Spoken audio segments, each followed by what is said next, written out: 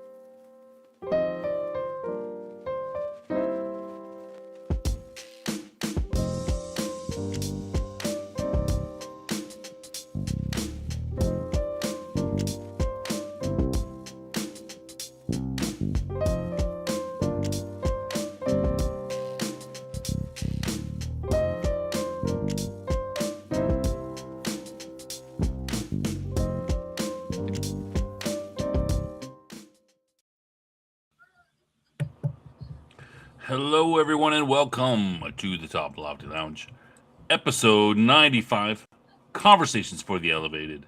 Welcome to all my fellow snobs. I am your host, Science Fiction Snob. This week on the program, it's movie night. Once a month or so ish, we have movie night and we watch a sci fi related, I put that in quotes, movie. And tonight it's going to be Amazon Women on the Moon. Yes, a classic. But before we get into that, let me introduce my co-host, the man who all the Amazon Women on the Moon love to love. It's Cam. Say hello, Cam. Good evening, fans of sci-fi. You won't be seeing or hearing anything about sci-fi tonight. Oh, come on. All right. Okay, but first, before we go on, hey, let's thank Weatherman. Appreciate the membership gift.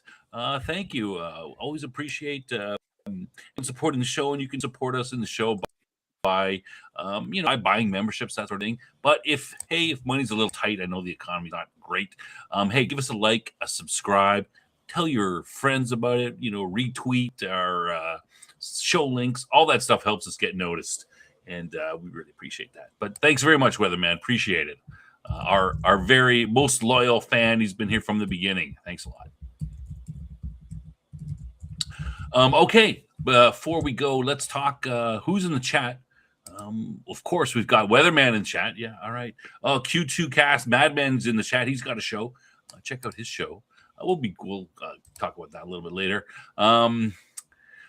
Dave is in the show. Greetings, Dave. Greetings. All the programs say hi. Greetings. Who else do we have in here? I'm just scrolling down. I think that's it. It says we got 5 watching. That's great.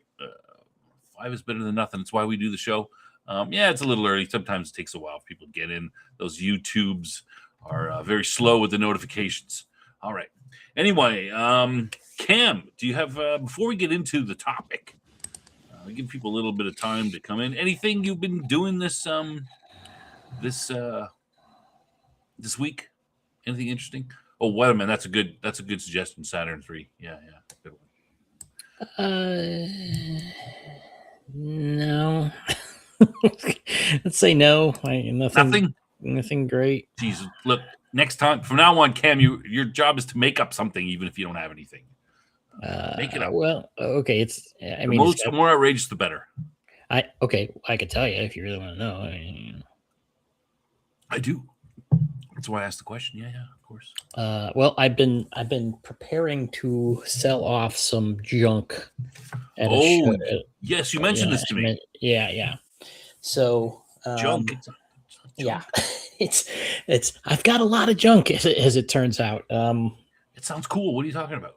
Yeah, well, I've got toys and some trading cards and some Lego. Let's Lego. see. Oh man. Yeah, so I got a bunch of Star Wars stuff.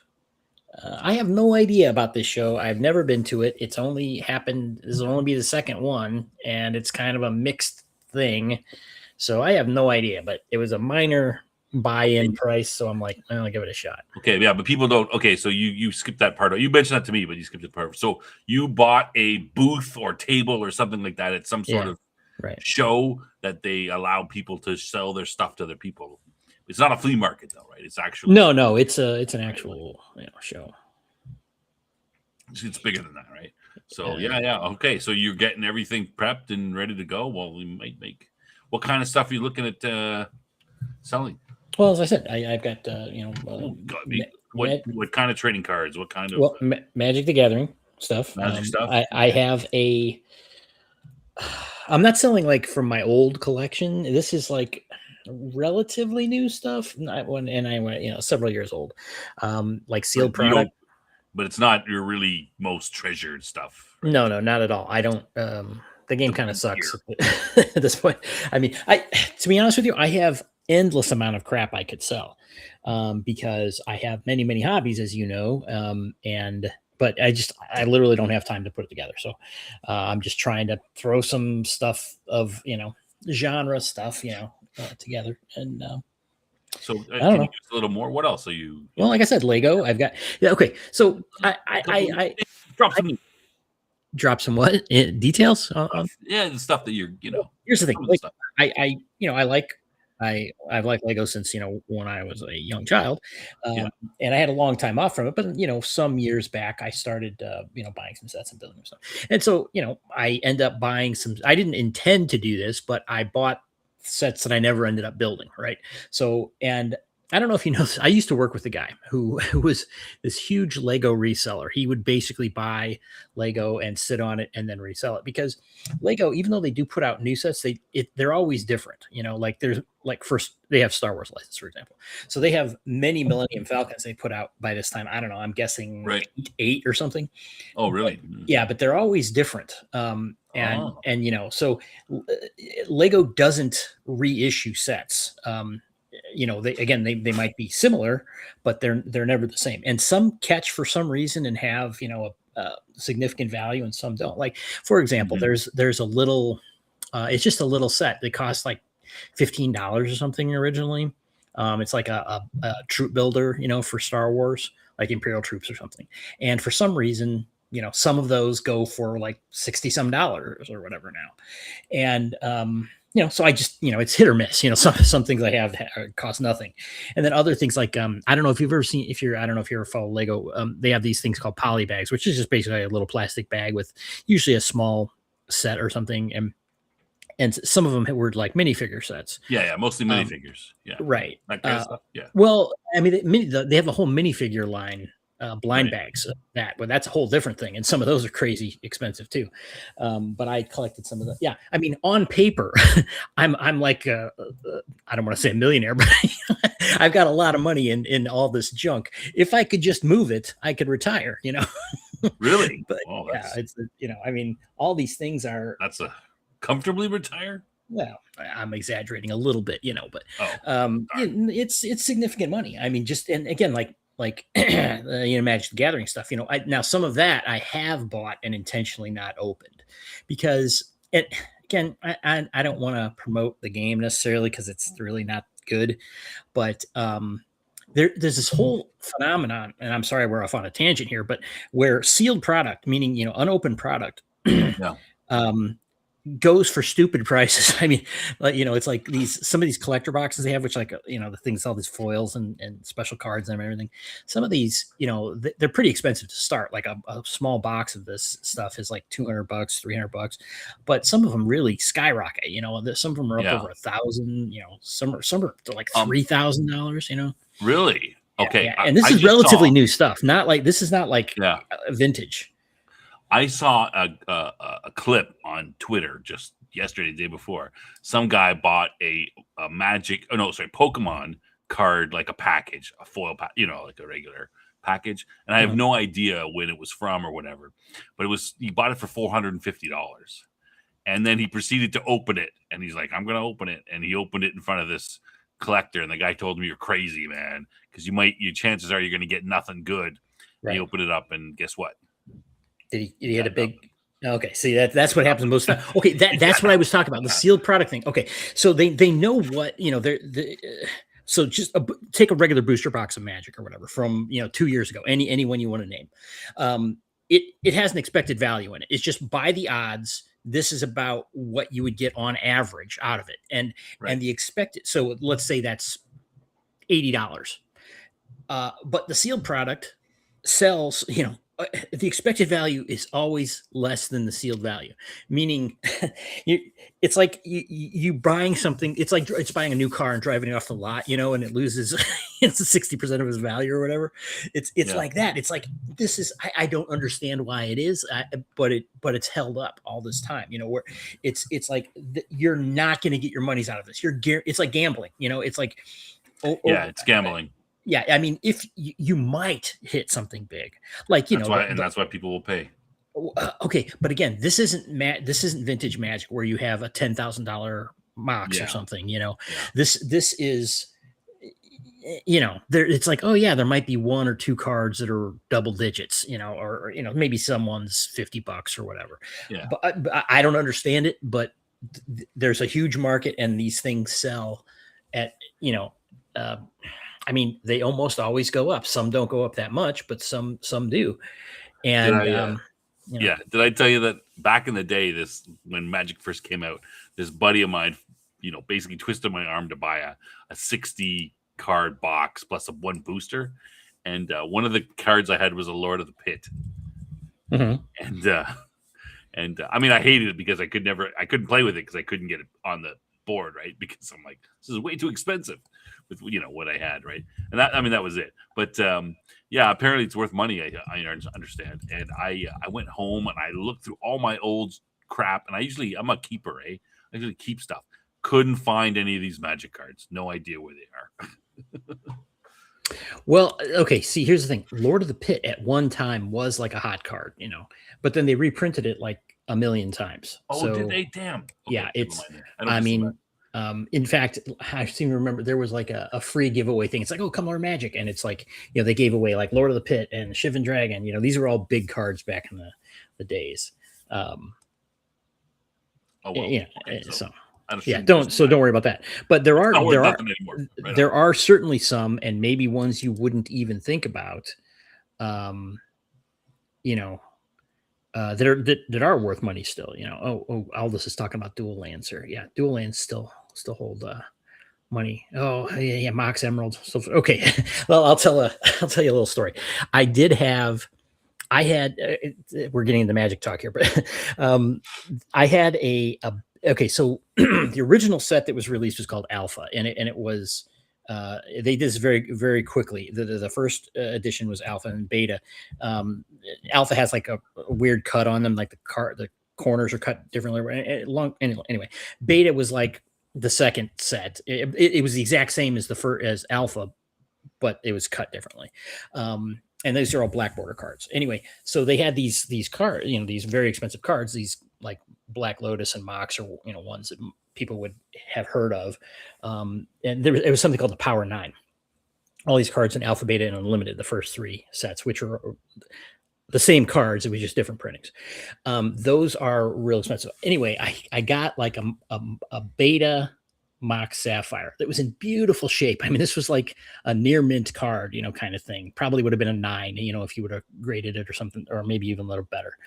And it was sitting I got it for like $200 at one point, which was a lot of money, of course. And then when I was, I had a big purchase coming up, so I'm like, well, I'm going to sell this. So I eBayed it or whatever. Got like, I think $1,800, $1,900. So I'm like, oh, okay, Really? that's decent. Wow. Yeah. I don't know what it's at now because some of the vintage stuff has come down, but at some point that card was probably close to $10,000, kind of thing. Because Wow. it was a really nice grade card. But anyway, yeah, those days are over where you're not going to get that kind of value. But it's just these things appreciate 200, 300% kind of thing. So anyway, I don't want to say I have a huge stockpile like some big pro, but I have a few shelves worth. So I'm going to try selling some of that. So you're going to sell some Magic cards and what else? I've got In case anybody's listening who wants to get some yeah, stuff. yeah.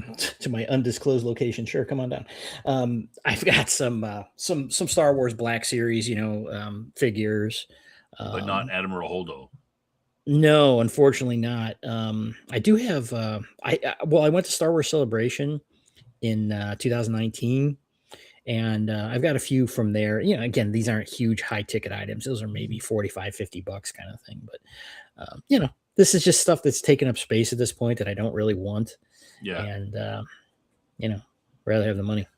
I have the same. I'm like, well, I'm not sorry. I don't have, not the same. I have none of that. I don't have nowhere near that much stuff. But I'm pretty picky about my little, this is and that's. And my kids are always saying, "Oh, I should get you. You like this? I should get you a little figure like that." I'm like, well, not really. Like, I don't need more things to dust. If I'm really going to use it or something like that. Sure. Okay, well, that's a lot more interesting than my trip to Costco today. It was really busy. You guys, Costco, that's Sam's Club in the States, I think. But I think no, we have Costco. You call it Costco too? It's Sam's Club, same type of thing. No, Sam's Club is a separate thing. Oh, separate. Sam's Club is different. Okay. Anyway, yeah, it was really busy. Geez, the line to pay was forever.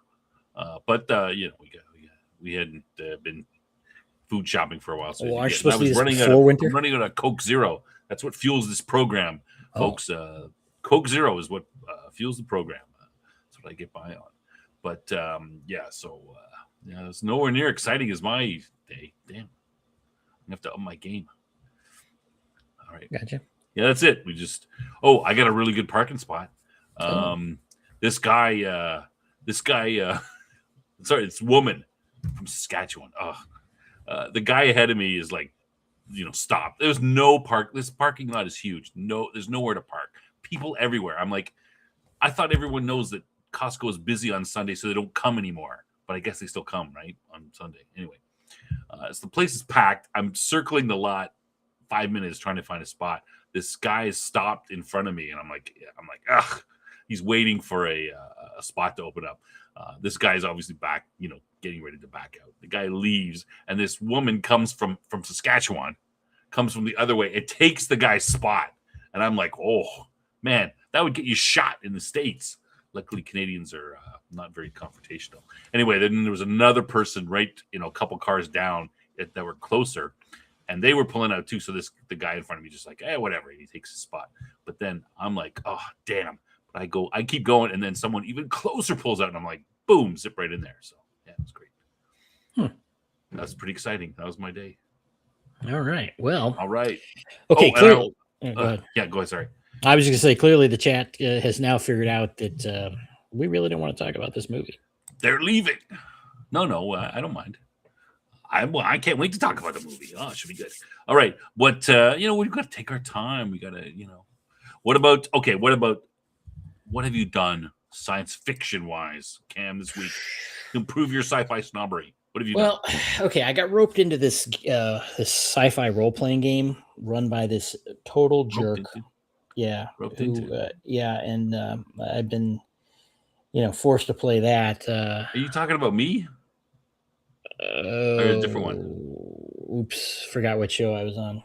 Sorry. What? I'm doing my best. What? It's not that bad, is it? You don't have to stay. No, I'm not forcing anybody. Yeah. Anyway, okay. Hey, 4 people watching. We're going down. Let's. All right, great. Okay. Wait. Dave says he can report the 4K restored Excalibur is impressive. Okay, that sounds good. Bonus item. All right, good. Yeah, Excalibur. All right, that was one of our movies for movie night. Yeah. And Aldous, who was here in the chat, or was probably escaped at this point, but he was our guest on that show. Oh, that's right. Yeah, exactly. That's true. Well, I watched some Buffy. Oh, did you? This week. So I got the I borrowed the first season of Buffy and started watching it and trying to get my 13-year-old daughter to watch it. And I'm like, she watched the first episode, which is a cliffhanger. Yeah, and I said, do you want to watch more? And she's like, not really. Oh, I'm like, you gotta give shows a chance. You gotta get past the first episode. Well, okay. Now I watched the first 2 episodes. Now, how long has it been since you watched Buffy? It's been a while. Okay. Well, I had, there's a lot of Wheatonisms in it right off the bat. Yeah, absolutely. Like I was like watching and I'm going, okay, this is not bad. And then it's like Buffy's, talking back and blah, blah, blah. And I'm like, oh, she's, what about, making these snide comments? I'm like, wow, this is already a couple of them in there. I see what they mean.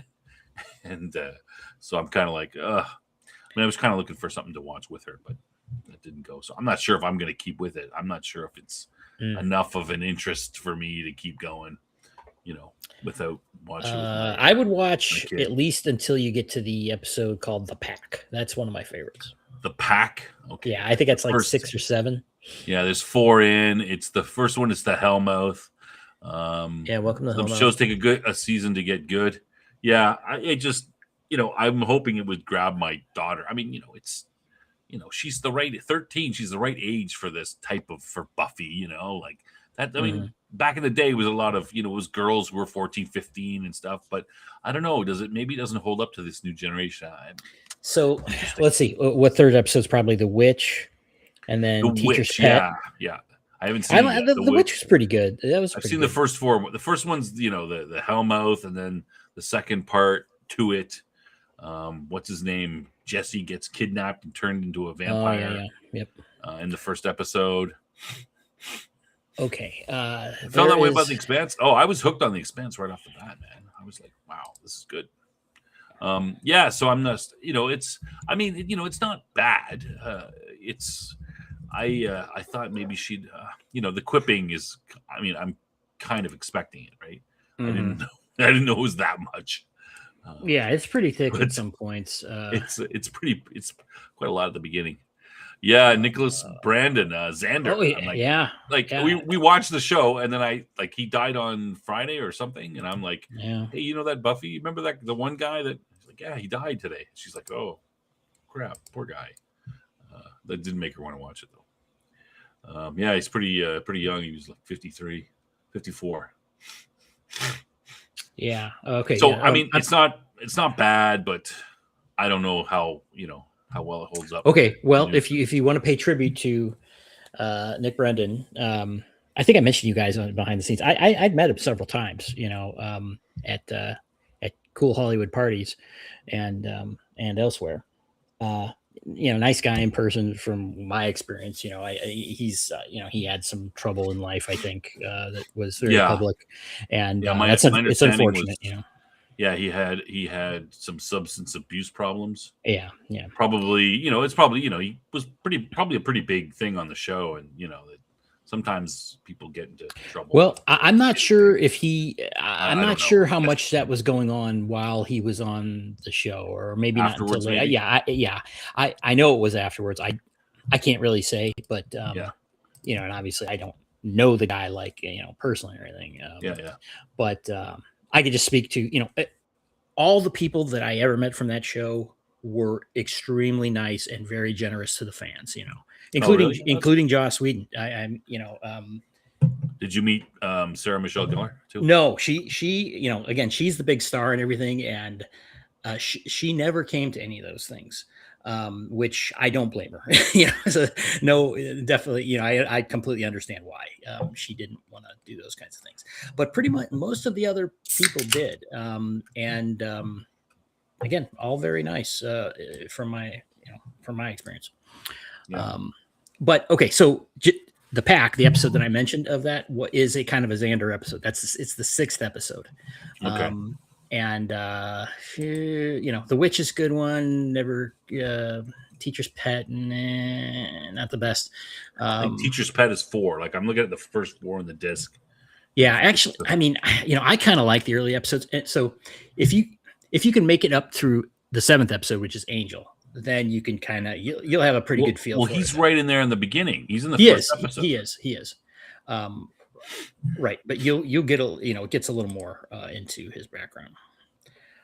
Yeah, I mean, part of it is I do have my primary interests are science fiction, of course, is number one, and then secondary I like not so much occult, but or supernatural, but ones with a religious tinge to it. Where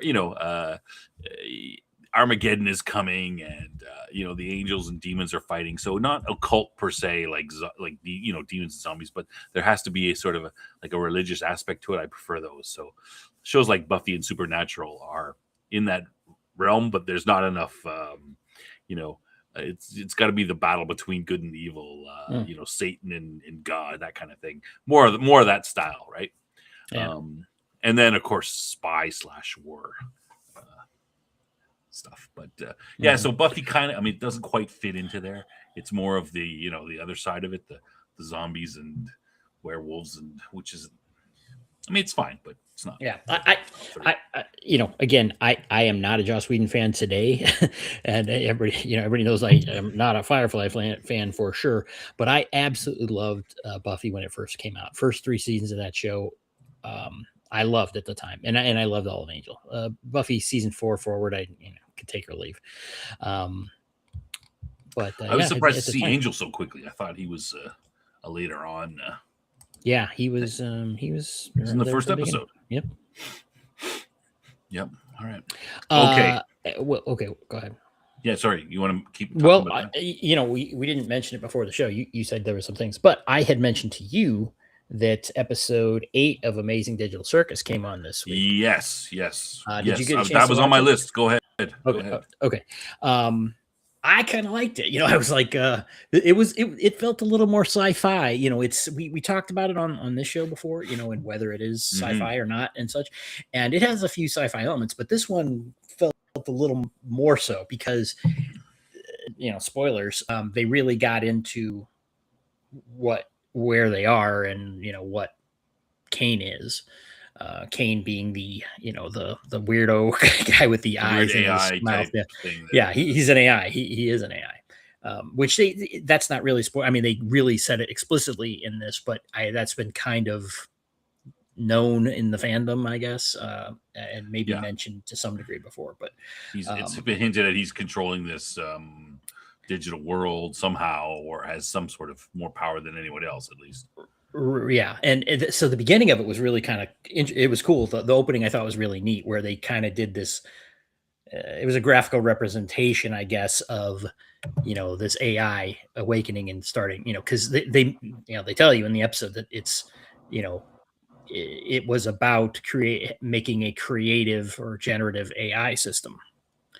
And they kind of represented that happening, and there's this whole thing like, well, there was a different, there was one and there's another one. And so this is the second to last episode. The last episode's coming out in June, I think.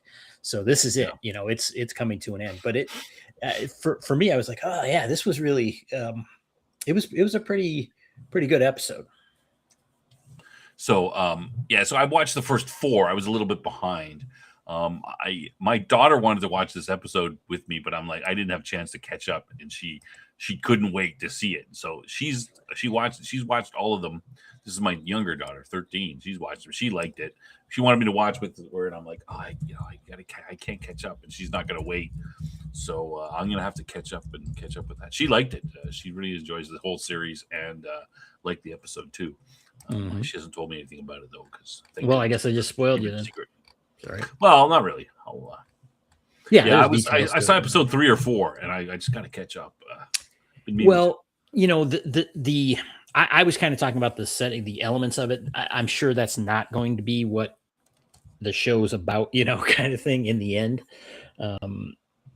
But it's the framework for it, certainly. Yeah. Yeah. All right. So we have to get the. Oh, yeah. And we of course we're waiting for Space King too. Of course. No word. Yeah. On I that. don't. Okay. No word on that. Nothing. Nothing to say. Yeah. Yeah. Okay. So I finished off last Sunday. Primal had its final episode. I watched it. It's a bit of a reset. Do you know? I've told you about Primal. Should I give it a big, quick? You go ahead. I mean, I remember breakdown? what you said, but yeah, sure. Just Yeah. So it's a story. Like I said, very little dialogue. It's a story of it's by Gennady Tartarovsky. Great. He's done some really awesome Samurai Jack, really awesome animated series, and this one is really good. Highly recommended. The first 2 seasons were awesome. In this season, there is I guess I should tell. I guess the season's over. At the end of the second season, Spear. So Spear is he's a Neanderthal type, and Fang is a dinosaur. And they become unlikely friends in the first couple episodes, and they go on various adventures. It's really well done. You see, especially Spear is very much a Neanderthal living with only his family, in a hut somewhere, right? Almost no society. And as the two of them travel through the first 2 seasons, they meet various other societies, some, much more civilized or organized than they are, and with better technology and stuff. So it's kind of interesting. And there's some occult, witches and mystical type stuff within there as well. So the world is like our world, but very young, with maybe some mystical aspects still available. But Spear dies in the end of the second season, and I thought, holy crap, is that it? I thought he was going to be out of it, but this season is kind of a rehabilitation of him. He's zombified and brought back to life, and ends the whole season is really so. This season I don't think is quite as good because the first 2 seasons are so excellent, because this is kind of his journey to he's wandering around and he's like meeting his old why is everyone running away from me? Hey, isn't that my family? I think I vaguely remember them, sort of. Why are they scared and yelling at me, and what's going on? And he finally comes into his realization that, hey, I'm some sort of weird something, and that pushes him away, but off. But then he is able to. He's kind of back to where he is. So this is kind of a reset. So I think maybe season 4 will be back to the usual type stuff, but not quite sure. So it's kind of I don't know, placeholder season, still good. Not as good as the other 2 seasons. Those are but they were super excellent.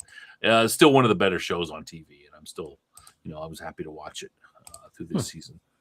So yeah, still good. All right. Did you go ahead? Yeah, we could take our time. I was gonna say, trailers. Dune trailer. Did you see? No. I mean, I saw it. I kind of know what's. I've read the books. I kind of know which way they're going. I'm not quite too happy with the way that Villeneuve has put the Dune series. It's too focused on Chani. It's this girl power stuff. Some of the choices he made in part 2, are setting this up for part 3. And I was just at the end of part 2, I was like, uh-oh, it's gonna be one of those things. He's gonna ruin it. So I'm not as I probably it's December. I'll probably go see it anyway just because I have to. But I'm not as jazzed for it as I was for the other 2. Great settings. I think the look of the film is. There's been a lot of talk between this and Dune 1985 lately. People saying, "Oh, I like the old one." I felt the old one was too off of the books. This one is much closer to the books, except now he's starting to get away from them, right? Well, we should be into Dune Messiah at this point. Yeah, well, this is supposed to be starting into Dune Messiah type stuff. But it's just the way he set it up, though, right? Like in the second part, I should do a video on this. In part 2, he talks about, like there's a scene with Johnny and him, and they're like, oh, Stilgar's from one of them religious sects from the south. He's the crazy religious guys. No, all the Freemen are crazy religious fanatics. There's Yeah, not that's two groups of them. that's a baloney. huge miss. A huge miss. Because the whole thing is that he's the Messiah because they worship him. They see him as a god, and their society has been set up by the Bene Gesserit. Yes, exactly. They've been programmed to believe this. Programmed for thousands of years, right? To wait for this Messiah to come, and then he comes and he fills in.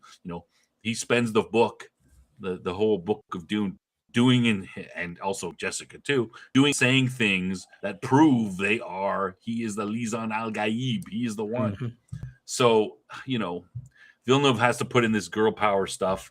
The women in Dune don't go and fight. In the wars, they stay at home.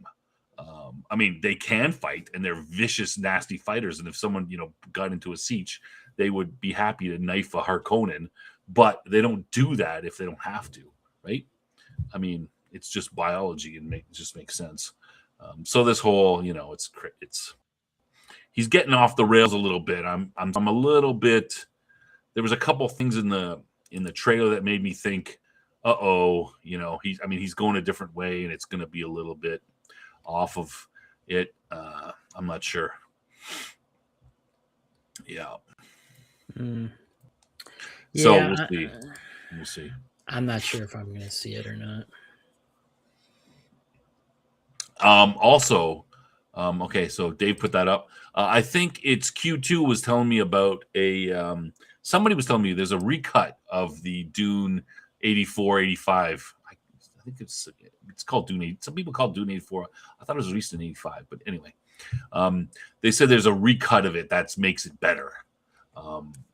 It has maybe some stuff that was cut out. Apparently, there's like 4 hours to the movie, and they cut it down to 2 hours and 30. So there's a bunch of uncut stuff out of there. But I don't know. There's some weird choices in that movie as well. Why does they have a dog? Where'd the dog come from? The bug. Why is it raining on Dune? Yeah. Anyway, but some of the aspects of that movie are better. Alia in the book is the one who kills the Baron. She stabs him. And that's in the earlier movie, but not in this movie, right? Yeah, I just remember the end of the movie where, Paul is saying, yeah, I'll marry this girl. And then, then Zendaya leaves all mad and rides away in a worm. I'm like, what are you doing? Like the second he says he'll marry, like the same in the book, the sentence is, I will marry her, but I will never lay with her. She will never have an heir by me. Right? Like he lays it out right off the bat. This is it here. This is the spice edit that Q2 was talking about. I haven't checked it out yet. I gotta check it out. Yeah, so I'm a little bit, the visuals are great and everything, and I think they, the look of it, but you have Frank Herbert. He's a really good writer, and you come in there and go, that guy sucks. I'm going to change some stuff. No, just go with it. Anyway, okay. Lastly, I want to talk about, before we get into the movie, Project Hail Mary. Did you see it? No, I saw Jason's quick review of it, and I had been hearing some things about it, and I saw the trailer, and I kind of do want to see it. I'm not sure if I'm going to get a chance to it though. So, well, it'll be in theaters for a little bit.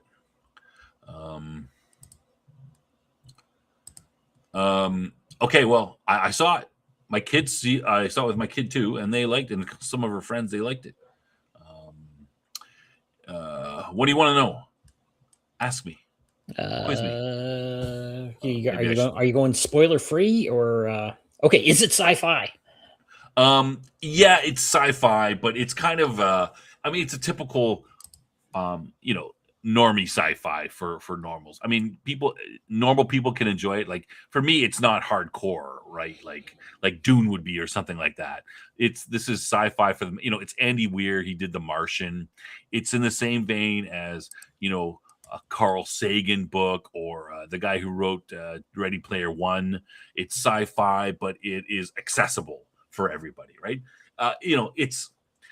There's some cool science shots, and there's a lot of talk about science because they have to, they have this big sciencey problem they have to solve.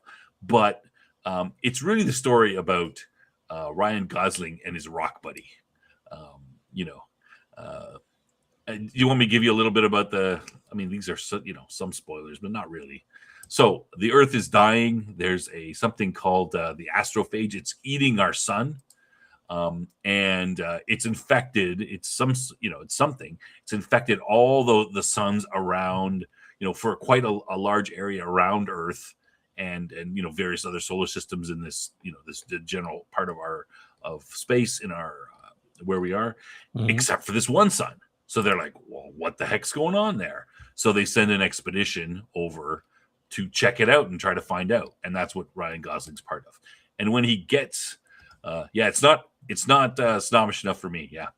So they do have some sort of faster than light travel. No, it's not faster than light. They use they accelerate. They don't really.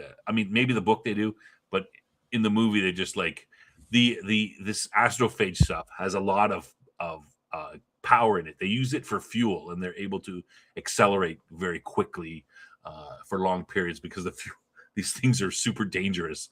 They go, oh, here's a little tiny bit of this stuff. Here's like a gram of it, and we use it to blow up this solid chunk of metal almost instantly. They're like, oh. Anyway, it's very powerful stuff, and they use that to accelerate and go to this other planet, which I think is 11 light years away. I think that's what they say. But it's a suicide trip because they don't have enough fuel to get back. So that's sort of the story. And of course, when Ryan, if this isn't a spoiler because you saw the little rock guy in the movie. So when he gets there, another ship is already there. And he's like, hey, and so he has to go through this thing, meets it, and of course this rock guy is from a different, another star system within this area that's infected, and this, the rock guy is there to also do the same thing and solve the problem. So they have to work together. They kind of work together to do it, which is good. It's good that way because it's these things that, like, it's like he's a rock, man. He's totally different way of thinking than we do, and they work together to solve the problem. That's the whole idea of the story. It's touching. Him and his little rock buddy. Jason said he was like, "Oh, I was bored. I'm supposed to cry here, but I didn't cry." I'm like, "Geez, he's hard-hearted." I mean, there were some kind of touching scenes in there. Yeah, I heard there's more science in the book than the film. Yes, as is typical of any. The Martian was apparent. I didn't read it, but apparently The Martian has got much more science in it than the film as well. But people are saying it's a fairly good adaptation. Should you see it on the big screen or what? Or wait? Yeah, I think it's worth seeing on the big screen. Jason gave it an 8. I would probably give it 7.5. Then the good thing about it is that it's great for you can take the family, you can take kids to see it. Normies who don't like sci-fi that much will like it because it's there is science in it, and it's in space, and there's lots of they're in these cool spaceships and doing stuff. But it's really, like I said, it's really about the story between two, the personal attachment and how they work together between the two, the rock guy and who's called Rocky and Ryan Gosling. Why is there just one guy that they're sending? Cam, you want to call spoilers? Well, this is a setup kind of because the other people don't make it. Oh, okay. The rest of them don't make it on the ship. Spoiler alert. All right. He's not sent by himself, but other people don't make it. Got it. Yeah. Okay. So, all right. There you pulled it out. Sounds good enough to watch. Yeah, it's pretty good. Like I said, but again, not a hardcore sci-fi. It's not snobbish enough for me, but I still enjoyed it. I still would recommend it. Like again, especially for normies. If you're going there and you're like, this is going to be a really cool science fiction. It's going to expand my brain, and I'm going to, really be exposed to these weird, interesting, high concept things. No, that's not really. But but the science is still there, and there's still, again, a lot more in the book, but there's still some there, and it's still like I'm like, oh, okay, yeah, that's they're figuring out these problems. They got this problem. Oh, what should we do? And some great shots, science wise, going through the, coming onto a planet and doing various things. Yeah, so really well done. And I think Ryan Gosling's pretty good in it. I'm not a big fan of his as an actor or anything, but he's believable. I believe he's this science nerd who, yeah. All right. Anything else you want to ask me about it? No. Yeah, go see it. I would say, yeah, go ahead. If any of what I said appeals to you, you'll have an enjoyable. Yeah, I mean, I'm not going to say you got to go see it though. Like, it's not from a science fiction perspective. It's not like gotta see this movie. If you're a sci-fi fan, you'll be kicked out of the club. We're and these guys, they write more accessible science fiction, right? Like, especially in a movie. Sure. They pull it down. All right. Weatherman, thanks for popping by. Yeah, take care, and yeah. Thanks. We're about to get into the movie though. Yeah. That's all right. We still might have 2 viewers. Okay. Cam, are you ready? Yeah. Do you want to do a synopsis of this movie, or should I? I probably should do it. Why? There's nothing. Okay. I've asked too much. Look. This movie is a bunch of disjointed clips thrown together of a certain era of humor, and it sucks. It sucks so bad that we should just end the show now and spare our dear viewers having to listen to this about this. Okay, piece of crap. So Cam did not like the movie. It sounds. Oh my God! In fact, I'm just gonna. I already told you this, but I hate you. I hate you for having made me sit through this. Oh wow, harsh words. My goodness. Yeah. Okay. Well, geez. It is so cringe. Of the show. You think modern things are cringe? This proves that cringe is not a new invention. Okay, let me do the okay. So Amazon Women on the Moon. It's a satirical science fiction sketch comedy film. Except it parodies the people when you remember back in late night television in the 80s, and so you watched these low budget films on late night TV on Friday night or Saturday night when you're a teenager, you didn't want to go to bed and everyone's in bed. So that's what basically it is. It's a parody of that. It's got a large ensemble cast, lots of cameos in the film. Did you notice some of the cameos? Yeah, there were a ton of cameos. Tons of them. I'll go in them a little bit. Okay, so the Amazon Women on the Moon is kind of the central film within a film. It's a spoof from those. But it doesn't come into play until like 35, 40 minutes in. It's not even like they couldn't even arrange it such that it. Go ahead. So it's kind of it's those 1950s type films. It borrows heavily from Queen of Outer Space. I would have been okay with that if the movie was actually that, and they focused on it more. I would have been much more favorable towards this. But it wasn't. So the plot of the movie is that there's this fictional television station, Channel 8, and they're having problems with its late night airing of Amazon Women on the Moon, which is a 50s B movie supposedly. Sybil Danning, did you recognize her? She's Queen Lara. No, can't say I did. What about the captain, Steve Forrest? I'm like, hey, who is vaguely that familiar, I guess. Yeah, he was familiar to me. So the planet, they go to the moon. It's got exploding volcanoes, man-eating spiders.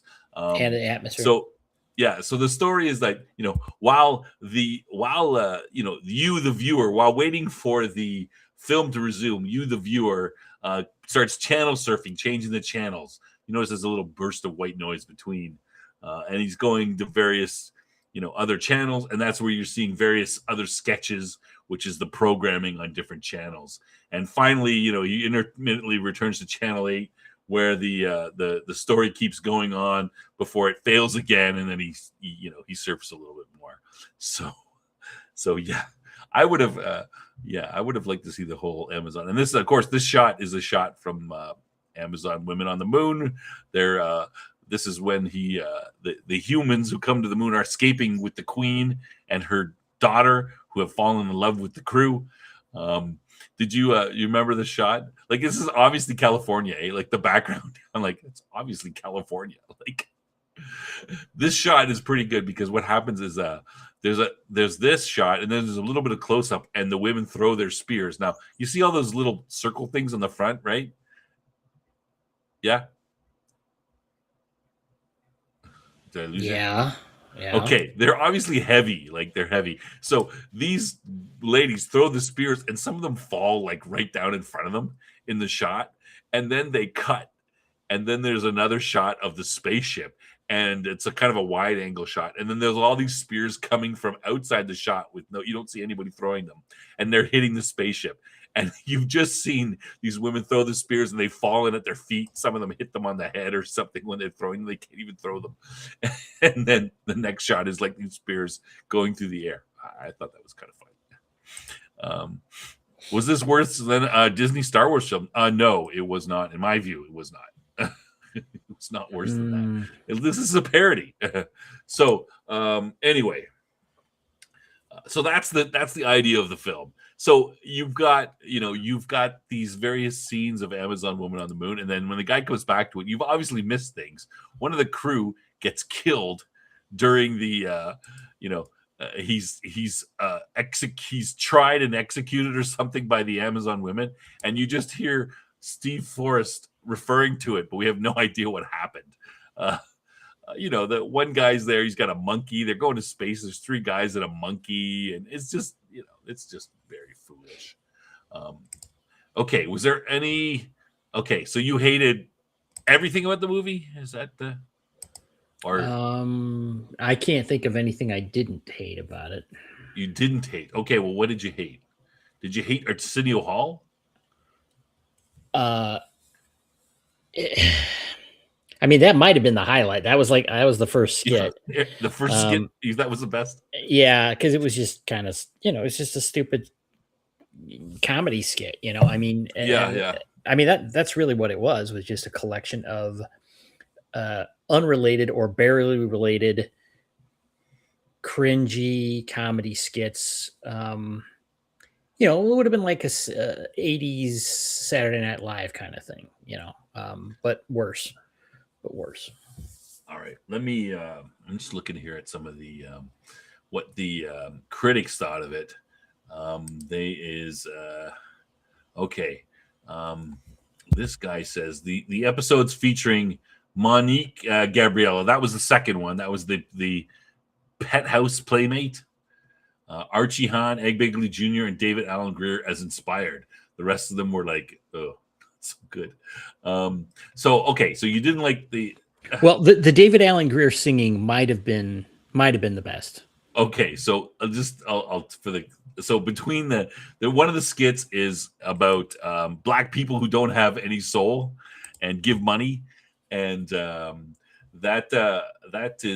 was B.B. King was actually him.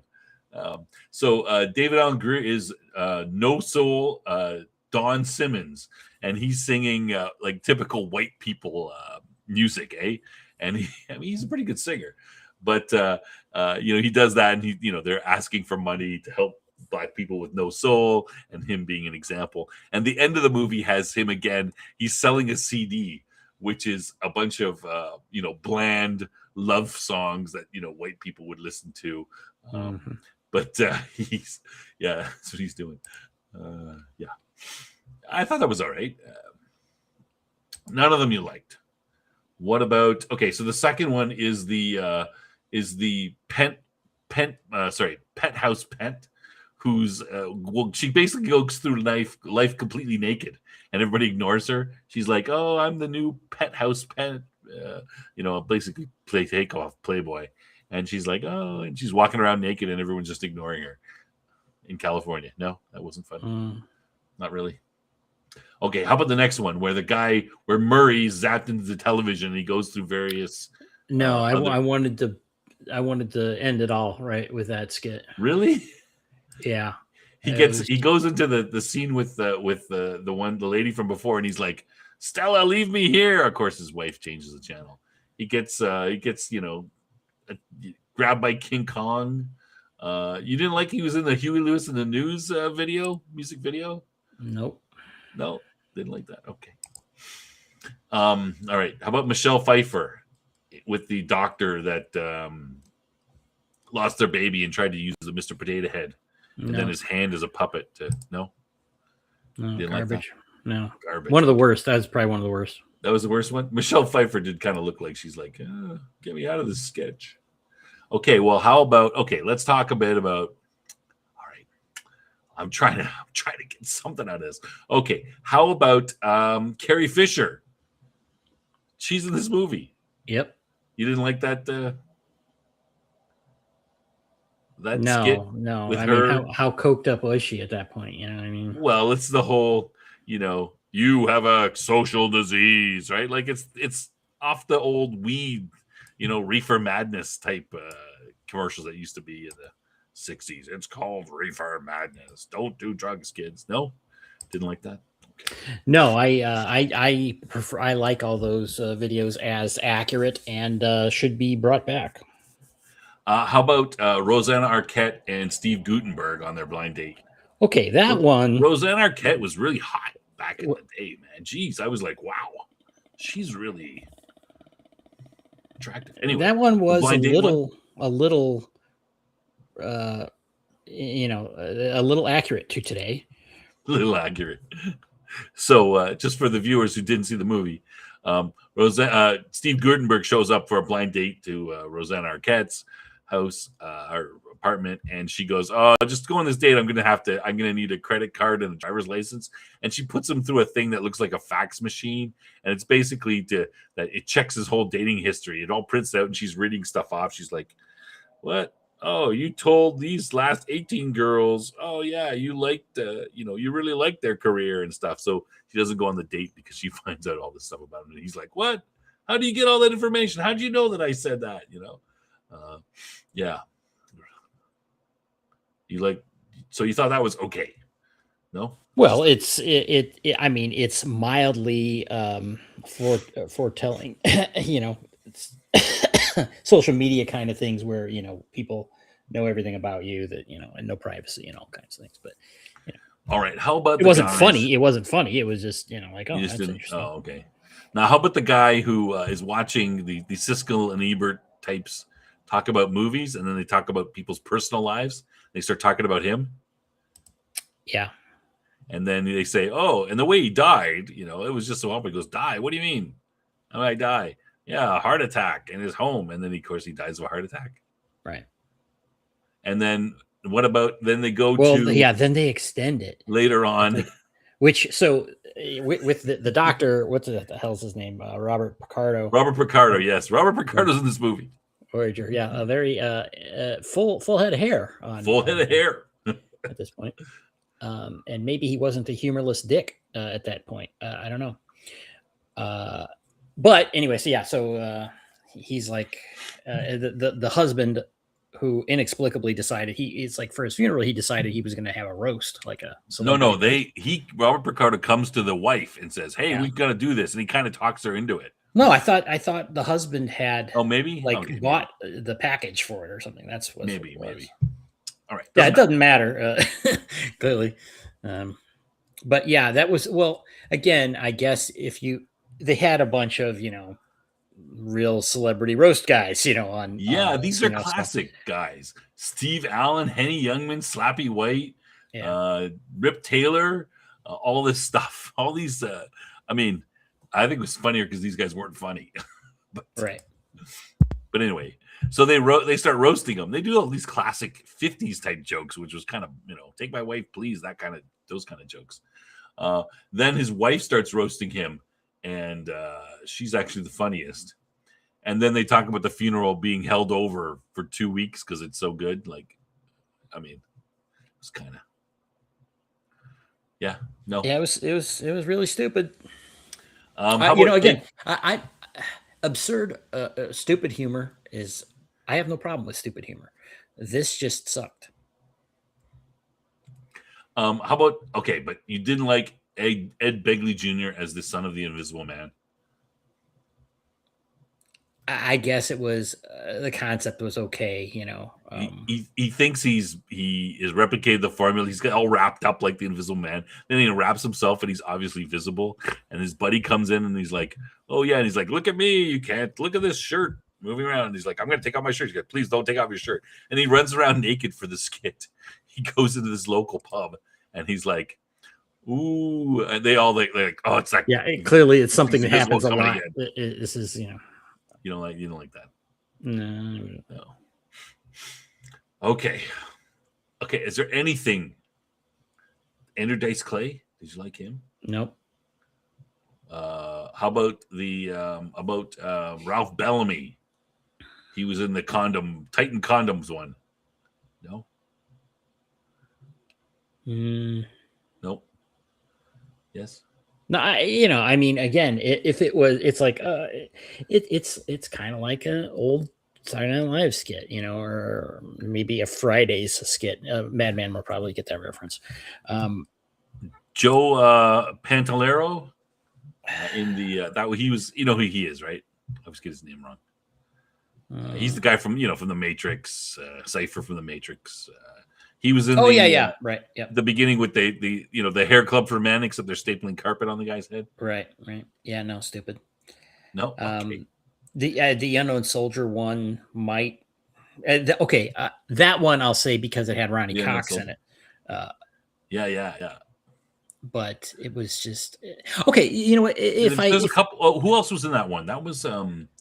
Who else was? There's some. Like I said, there's some big names. So just so you know, this was the extended version.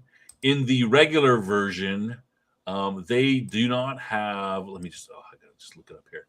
They took that one. The Unknown Soldier one is not in the original version. Well, it was long. That's for sure. Yeah, it was cut.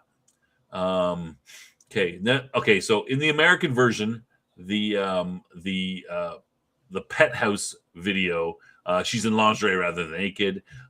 In the American version, the bullshit or not, which is basically Ripley's Believe It or Not, becomes baloney or not. And let's see what else. Oh, the DVD release features the unreleased Unknown Soldier was not in the movie. It was released. And then, of course, the French ventriloquist dummy thing, that was not in the theatrical version either.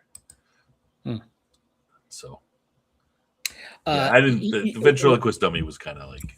One thing that did stand out to me is the movie actually had fairly decent production value. It wasn't like it didn't seem like a low budget movie. You know what I'm saying? Yeah. And it was strange because again, it's like, oh, that's from '80s or whatever, and it didn't. It stood out as, oh, that's how they used to make movies. You know what I'm saying? It was like not a bunch of green screens and computer whatever. That was one thought that occurred to me while suffering through it. But honestly, this was the kind of movie that my friends and I would make to some degree. Just absolute stupid, but not quite as high production value. No. The budget was $5 million. At the box office, it made $500,000. Okay. So not exactly a success.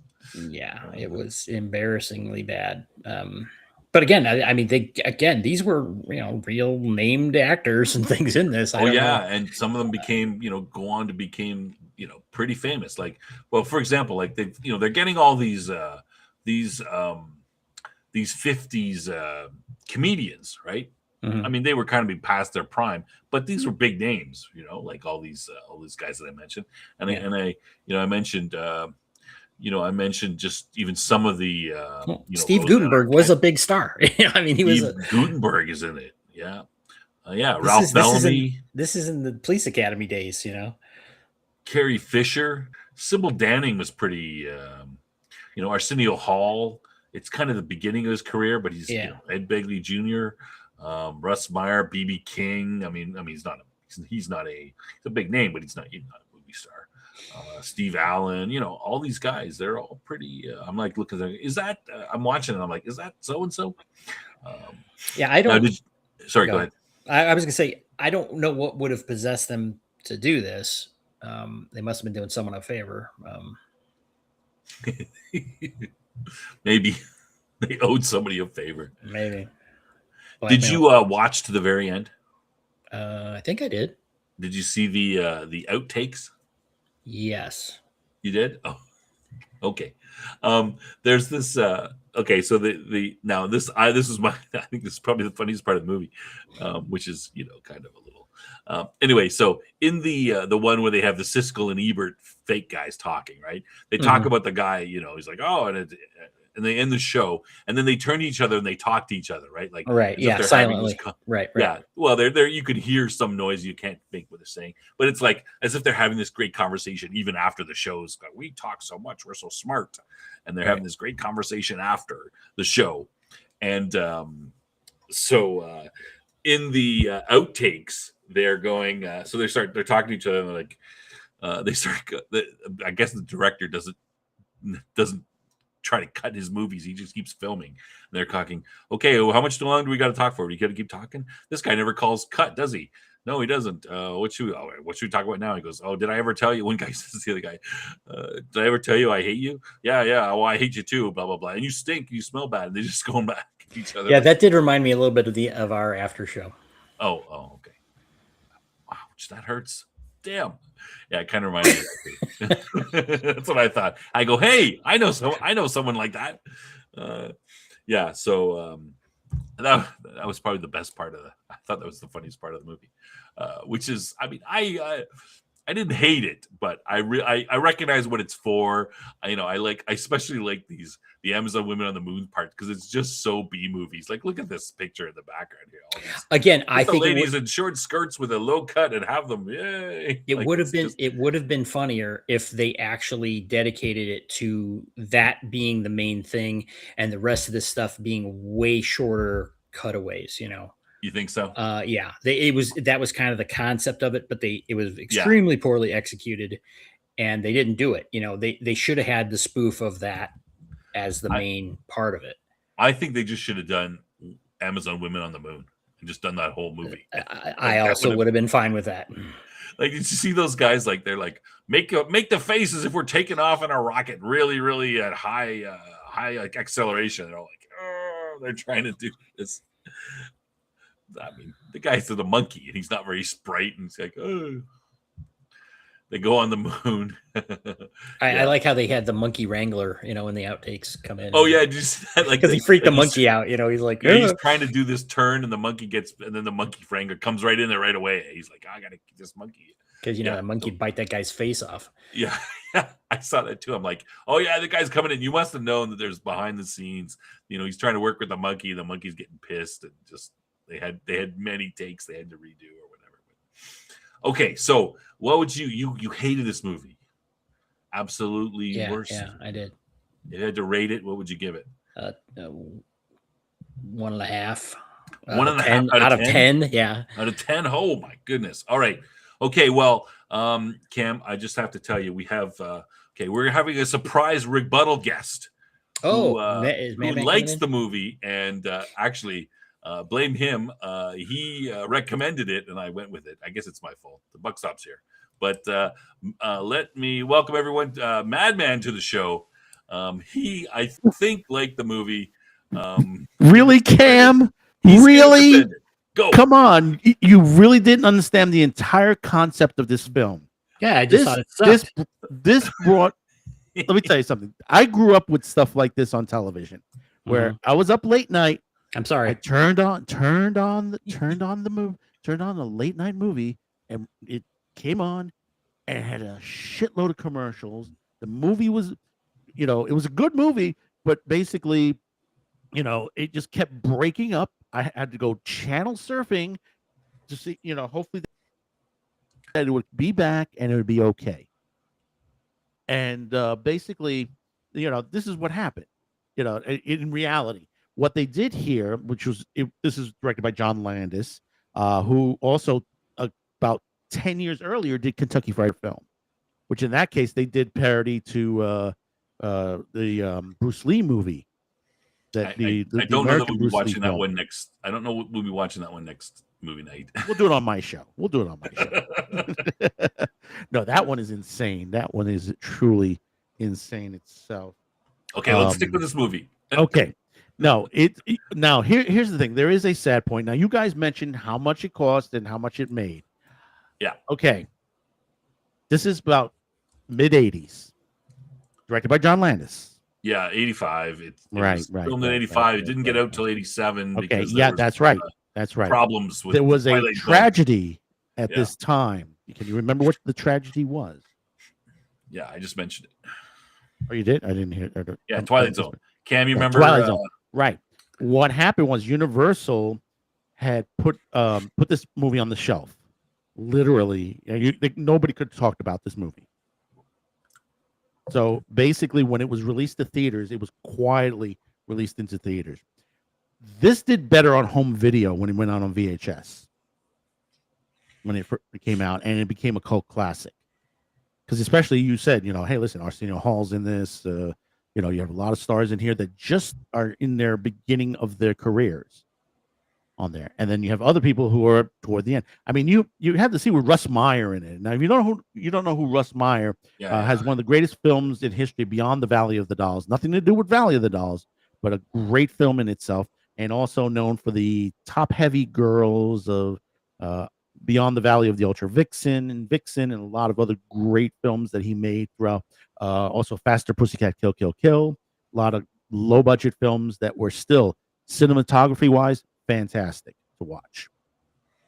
And then obviously also, you had all these little blips. I know some of them aren't that great. Yeah, there's some little crazy, but others were, pretty darn good. I mean, the Mark McClure one with Russ Meyer, that's literally Russ Meyer. I mean, the girl was, big chested on there. And the thing, at the end. Yeah, okay, basically it isn't. He's looking at the movie and he's like, "Oh yeah, Dave. Oh no. Oh." So okay, let me give the background to that. So the guy goes to a video store, and the clerk says, "Hey, come here." He's like, "What?" And he's like, "What's your name?" "Oh, Ray." And he goes and he pulls a specific file out. The guy takes home, watch the movie, and it's this large-breasted woman who's very sexy and dressed, and she's like calling him Ray, and she's, "Oh, hi, Ray," and she's very sexy to him, all that sort of thing. And it proceeds to the bedroom, and then just as that's going on, Andrew Dice Clay shows up, and he's like, "Hey, what are you doing with my, what are you cheating on me?" And he's like, and she's like, yelling at him. They're fighting back and forth, and she's been so, great with Ray, like, "Oh, Ray, you're so sexy," because she's like, "You think that I would like this little worm? I'm only with him to make you jealous," and blah blah blah. And of course, that so big fight, and Dice Clay shoots her and then shoots himself, and then the cops show up on the film and say, "You have the right to remain silent," and then a bunch of cops break into the guy's actual house and arrest him. He's like, "What's going on?" Anyway, that's the yeah. You guys saw the extended cut. Now there was some other things that were also cut out. That's not in the original print, which was the Peter Pan Theater one. I don't know if you saw that piece where basically they were doing Cleopatra. Yeah, that was in there. Yeah, Cleopatra and all that. I mean, if you ever seen Peter Pan on Broadway, I thought that was a little kind of funny. That basically, Peter Pan was on a stray flying on there, and then they just kept the rigging there, and they kept using it for every other show that was there. Every show after Peter Pan, everybody's flying around. This, it's like Cleopatra goes, "I must leave," and she's like flying off. Because it's really cool. Like I'm like, "Hey, yeah, it's the whole it's cool to fly, so let's make everybody fly." Yeah. Yeah. I thought that was okay. Yeah. The TV version of the Penthouse girl, basically, they put a lingerie on her. So they did air it, but she was wearing lingerie through the whole thing in the TV version. Now there is a part, the William Marshall scene. I don't know if you remember that, the Video Pirates. The Video Pirates, yeah. Yeah. Originally, Universal put that in the beginning of the movie, just as a joke to the FBI. Oh, warning. really? Yeah, because they had the FBI warning, and then you had the Video Pirates, and William Marshall goes, "Oh, I am so scared." FBI warning. Oh, You know. Come get me. But like I said, this movie is just you're channel surfing. If you ever grew up in that era, and this is as cable was developing, and cable wasn't 24 hours at this time too. Also, when I was growing up on them, so sometimes you had to switch over to Chiller Theater on PIX, Creature Feature on Channel 5, and sometimes you're up late. You watched either wrestling, like on Saturday night. You got the wrestling, and then you had the Creature Feature, or you got Star Trek, and then you went into Chiller Theater. And basically, like I said, the print was bad. It would rip apart, during the whole thing, and they would say, "Oh, we'll be right back right after this movie. Sorry for the interruption. We'll be right back with the rest of this movie." And they always say we're never going to interrupt the rest of this movie so you can watch it, and you get interrupted every couple of minutes or so. And that's what happened on broadcast television at the time. So that's what they were making fun of. Is just making fun of broadcast television at a time that basically they had no control. And most of the commercials that you see here, some of it is stuff that they normally have, like the hair club for men.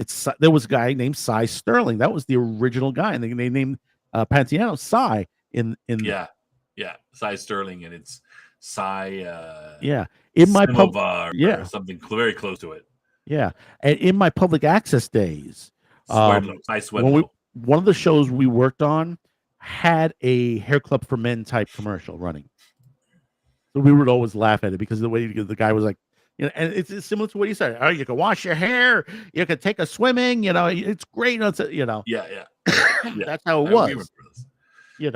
Today it's a little different, different, not like that, the way as crazy as that was there. The David Alan Grier always stands out the most for this movie for everybody, and the Arsenio Hall part as well.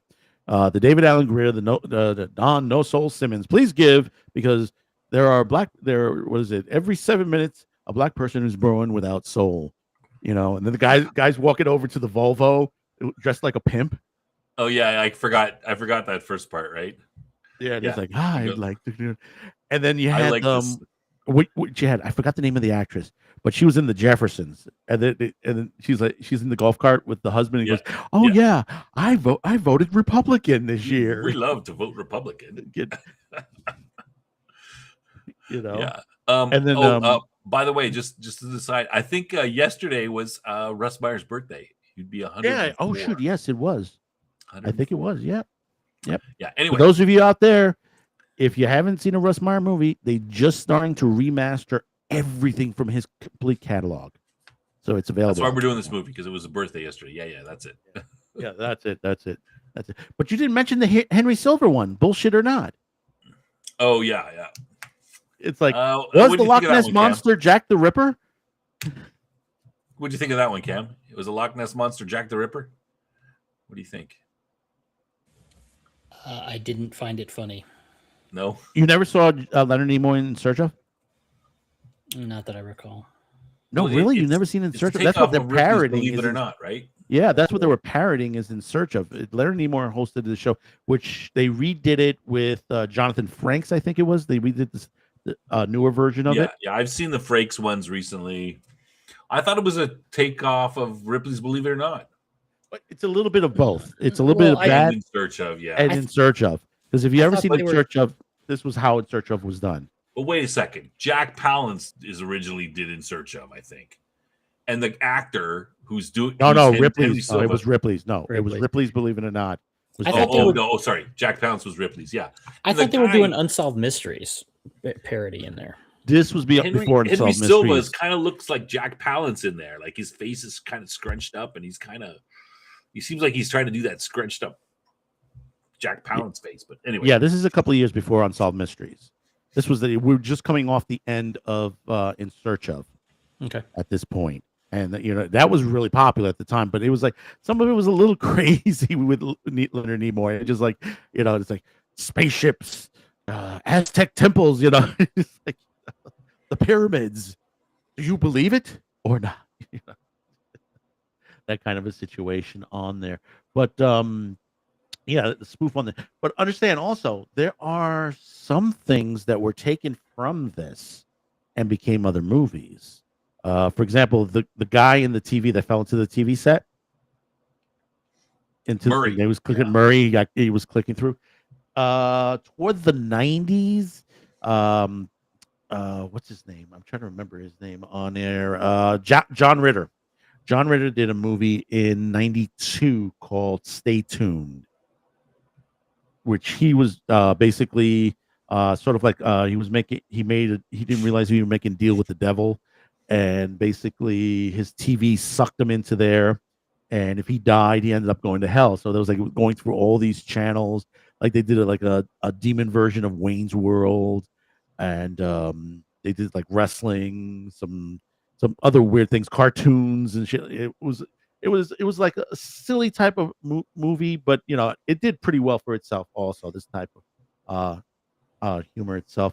I'm trying to remember what was the other one. There was like one other one in here that they just really turned into a movie itself. But like I said, this was John Landis. What else? Joe Dante. You know him from Gremlins.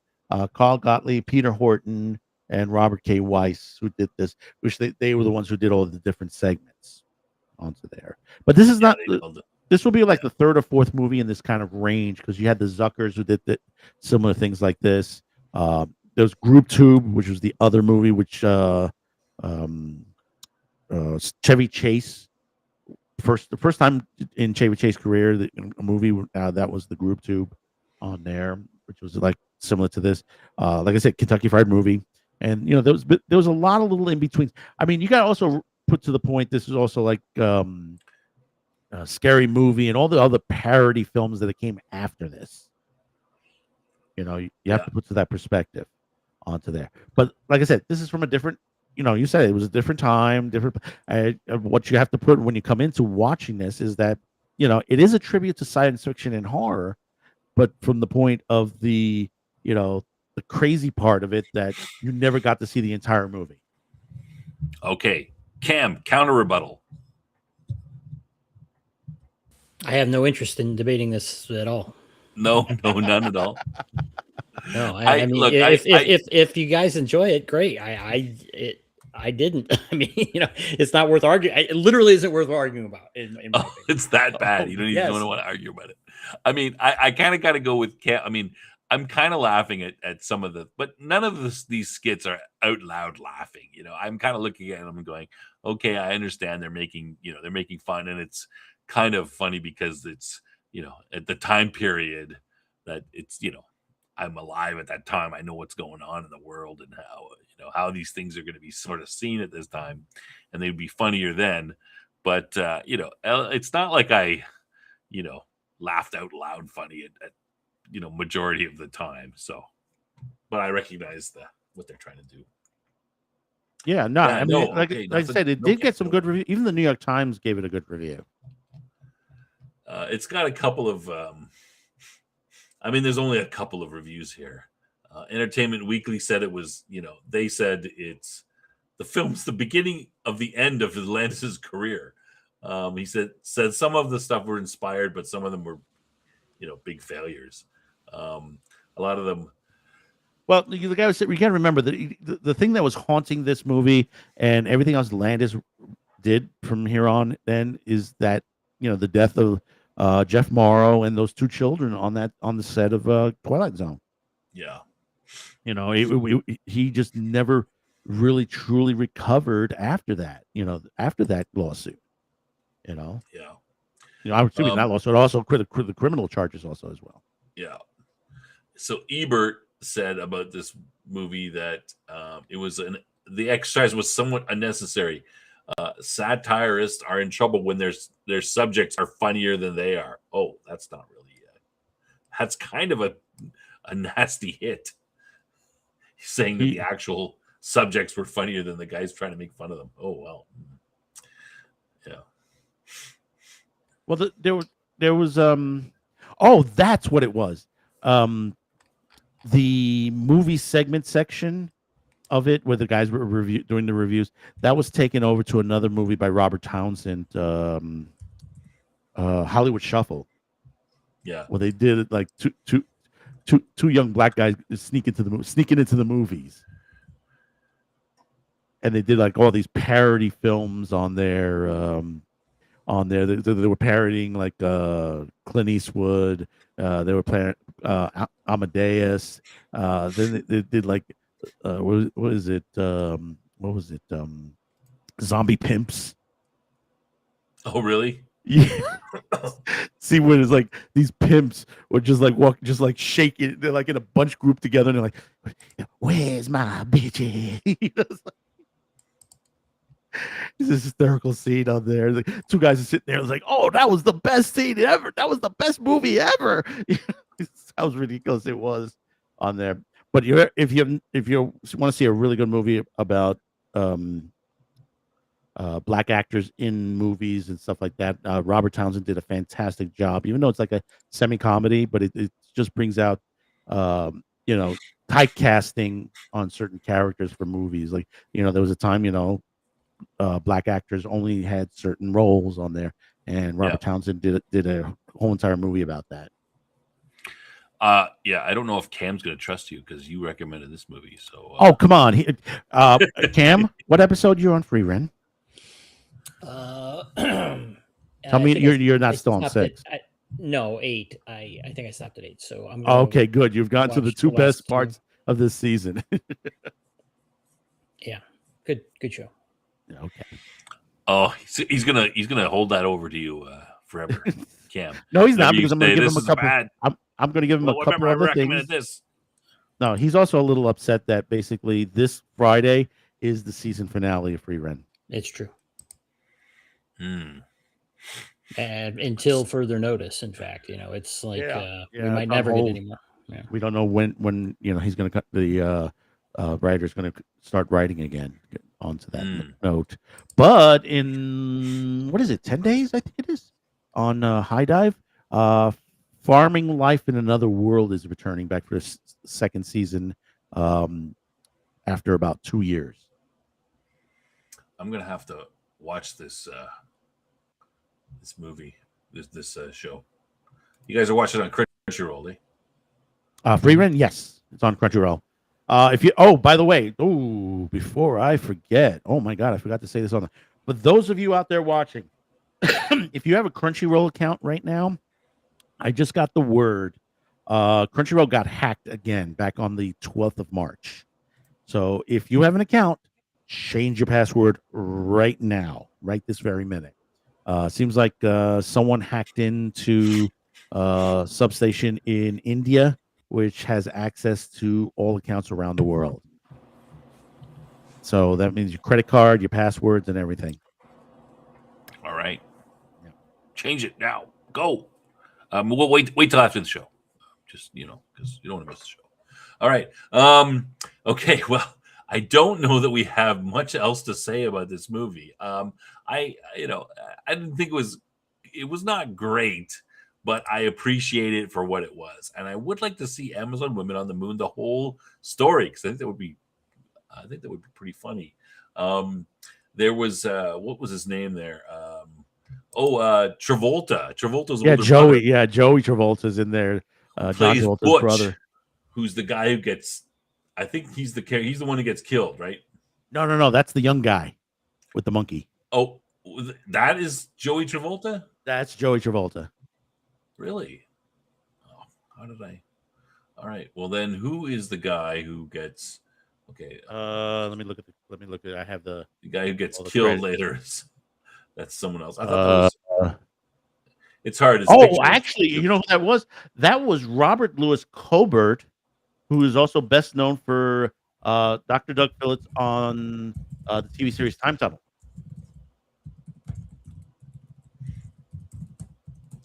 Yeah. So And the president, I believe, was Lyle Talbot. the president. How about First Lady of the Evening? Come on, that was kind of funny. And a former prostitute becomes First Lady. Jeez. First Oh yeah, I Lady of forgot the about that. Yeah, but you see, that's funny because throughout the 1980s, you had movies, low budget films, or what we used to call Skinemax films, just like that. Yeah. That were like adult content types. That basically, yes, she was the daughter of the president, but now she leaves a secret life. So Blackie was Robert Colbert. Blackie, he's the guy who Yeah. gets killed. Yeah. Or He whatever. gets killed off screen, and there was supposed to be Yeah, giant spiders in the movie too. So basically, we saw a big lizard. Yeah, later the on. thing is that, like I said, and still to this day, there are films that are sitting on shelves that are in pieces. I mean, like for example, Doctor Who. Doctor Who, they just found episodes 1 and 2, which basically that means they have 5 out of the 12 episodes of the Dalek Master Plan. You know, they're not complete to that point. And imagine that there are movies out there that have been broken apart, that, you know, that may have been damaged in one way or another. It doesn't have a particular scene that's there. That scenes are missing. And I forgot the name of the movie. Someone was talking about it the other day, that basically the original prints were all destroyed.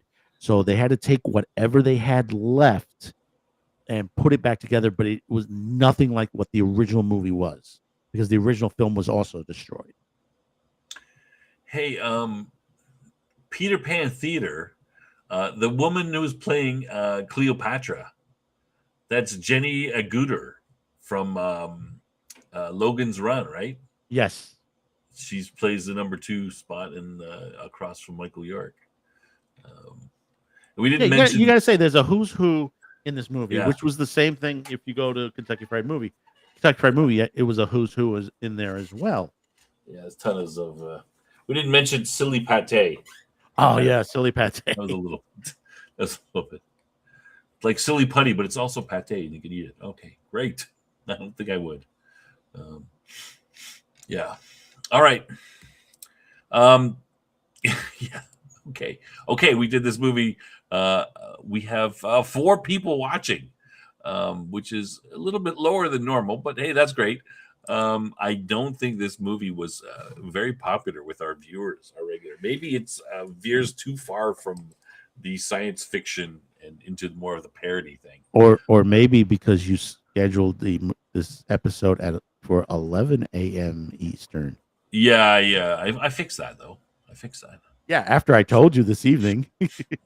Damn AM and PM, curse you. There was somebody in the chat. When I clicked on, I don't know who it was, but there was somebody waiting in the chat. From this morning? Yeah. This afternoon. Okay, when I caught it. People, we're always at 11 Eastern, usually. If it was changing, I'll let you know. But yeah. My mistake. I screwed that up. All right. My mistake. No, I'm kidding. Sorry. That was something. We have a little time left, so we can is there anything, Cam, is there anything you want to mention about any other science fiction related stuff? We're done with the movie review. We're not going to beat it to death. Cam hated it. I thought it was I thought it was okay. I recognize what it is for the time. Mad Men loved it. Yeah. Okay. Cam, what else do you got going on? Any other sci-fi stuff you want to talk about coming up, or nothing? We should save this to the end. Nothing springs to mind. No, Digital Circus, Free Ren. Free Ren's not sci-fi. Oh, that's true. Well, we don't have to. We can be a little. Well, you know, I have been reading. I think I mentioned Speed Racer before. That I had been watching it basically overnight. I basically turn it on when I'm going to bed and watch. Fall asleep to it, wake up to it. But there has been a new Speed Racer comic out that's been out for think they're on issue Cam, 6 or your something. mic is cutting. Is it? Maybe I was leaning a little bit away. How's this? A little bit better. Okay. Anyway. Nope, still going. Okay. Well, I guess it's time to end the show then. It's I mean, not quite roboting. It's a little. It's like just cutting out a little bit. Cracking. It's like cracking. Cracking. Yeah, that's weird. Yeah. Well, you guys talk. Let me check because I had lost my. Oh, there you settings, go. so- Now it's working good. fine. Now you're working fine. Okay. Well. Now you're working fine. There you go. All right. I was just talking about the Speed Racer comic book, which is decent. So, and it's kind of sci-fi-ish. It has a little bit of a super science, with the Mach 5, and the other cars are, mildly sci-fi. If you're pushing, Yeah, I've been watching a little. Yeah, I've been watching a little bit of Blake 7 lately, which basically some YouTubers are now doing watch reviews on it now. This is such a good series. That was. It's like some people calling it's like the anti-Star Trek.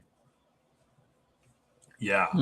So I've been thinking about, if after our Babylon 5 show ends, which is still probably about a year away. I've been thinking about a new series. If we want to keep that going, a new series to do it with. And two of the ones I thought came up was Blake 7 and UFO, both British, late 60s, early 70s. But now people are doing Blake 7. I'm like, oh, damn it. But it's possible. Because it's getting a big boost now. Because basically now people are realizing that how good of a series this is, because it's literally, it's the bad. In other words, the whole story is that this is a world where the bad guys have won. It's like the Federation, which it is called the Federation in this series. The Federation, it's sort of like the mirror universe of the Federation in Star Trek. They're just pure evil, and they've just taken over the universe itself. And if you try to resist, they will mind wipe you. You're just like, they'll like make you forget it all that you're resisting, and just put you back out there. And if they can't, they kill you. Yeah. All right.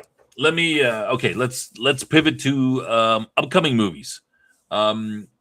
Super Mario Galaxy movie is coming out in like 2 weeks, April 8th. Anybody any interest in that? Cam, is that I'm sorry, which one is it again? Super Mario Galaxy movie? No interest in that? Not particularly. Yeah, me neither. My kids might be interested in it. It's kind of some people are like,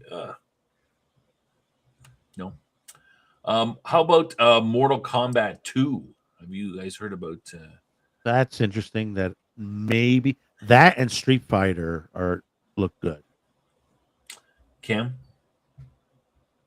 Mortal Kombat 2.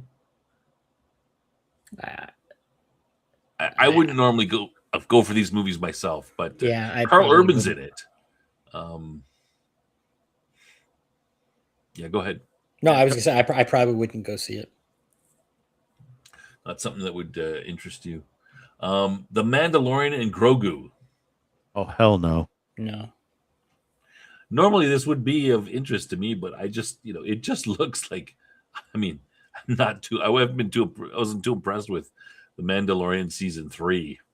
And it just seems to be going downhill. And they just seems to be like, well, we put out something with the cute little baby, whatever.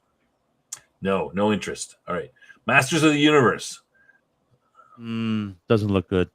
No. You Cam? Sorry, you said no. No, it shows signs of being a piece of crap. I thought it might be a little bit more interesting than that. I thought, they had some woke, It's outdated. Accusations of being woke, but it might fit with the. I don't know. It's very outdated. You think it's outdated? It's way outdated. I mean, it like I said, but the one in the '80s wasn't that bad. It wasn't that good. Frank Langella nailed it as Skeletor. That's the one thing. That's the one takeaway from the whole. Jared Leto is Skeletor, I think.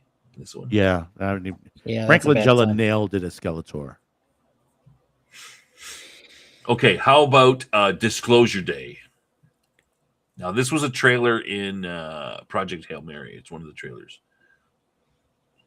I need more on that one. It's Spielberg. The trailers have been a little bit. I saw the trailer and I'm like, what the heck is this about? Kind of science fiction-y. Some sort of extraterrestrials make contact with some people on Earth, and they promise to go public with it to the world, but it's somehow some people don't want this to be revealed. It's kind of like, what's going on? Gee, that sounds like about a dozen other films and a couple of Outer Limits and Twilight Zone episodes. Yeah, it's it's a little bit questionable what exactly is happening so far. So it's kind of like, I'm not sure what the, I saw that, like I said, I saw it and I'm like, okay, these guys, somebody wants to reveal something and these guys don't want it revealed, but they kind of are saying, it's not like they don't want it to reveal. They're saying, if you reveal it, things will be different. It'll change everything. And the guy goes, yeah, I want to reveal it. But so it was a little bit, the trailer was very, a little bit coy with the plot, I guess. But we'll see. When's that coming out? June 12th, something like that. Okay. Toy Story 5. Toy Story 5. No. Nope. Cam? Nope. No. I like Toy Story 1 and 2, both pretty good. For what they were. 4 was pretty bad. I can't imagine that this would be. I'm assuming this is going to be worse than 4. So yeah.